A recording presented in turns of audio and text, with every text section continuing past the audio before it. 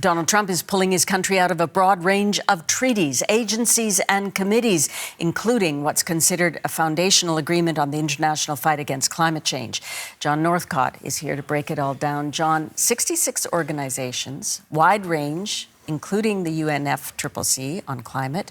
What's going on here? Well, as is so often the case when you cover the Trump administration, trying to just keep on top of the pace of change that he has instituted. He's signaled this earlier in his administration with pulling out of a number of treaties, organizations, decimating the USAID that provided so much assistance to people around the world. But this is really, many of them UN agencies that are focused in this. The U.S. taking kind of an a la carte approach to what they choose to fund and not fund in terms of their involvement with the United Nations. But it's that framework agreement that you talked about. 1992, 198 countries signed on around the world, becoming, as you well know, the framework for the Paris Agreement. Pulling out of that, the threats potentially around that being, does this give other countries license to then pull out?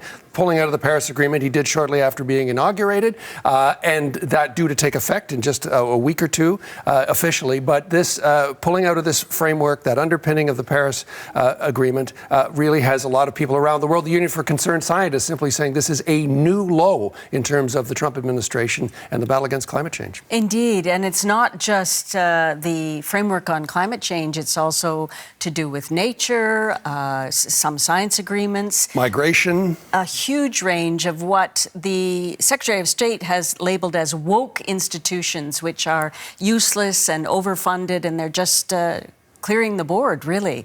Why is he doing that? Well, let's look at the implicit and the explicit. The explicit is in the person of Marco Rubio saying exactly that. The statement coming out, the Trump administration has found these institutions to be redundant in their scope, mismanaged, unnecessary, wasteful, poorly run, goes on to say a threat to our nation's sovereignty, freedoms, and general prosperity. That's what they're saying explicitly. Implicitly, explicitly, we're seeing, as you were talking about earlier, what's going on with Venezuela, with the seizure of various oil tankers around the world, with threats to Greenland's sovereignty. We're increasingly getting more, not just on climate change, but on so many gripping international, life-changing for so many people around the world issues. The Trump administration simply saying they're not going to play. They're going to take their, not only their participation, but their funding and go home and go their own way when it comes to dealing with so much around the world.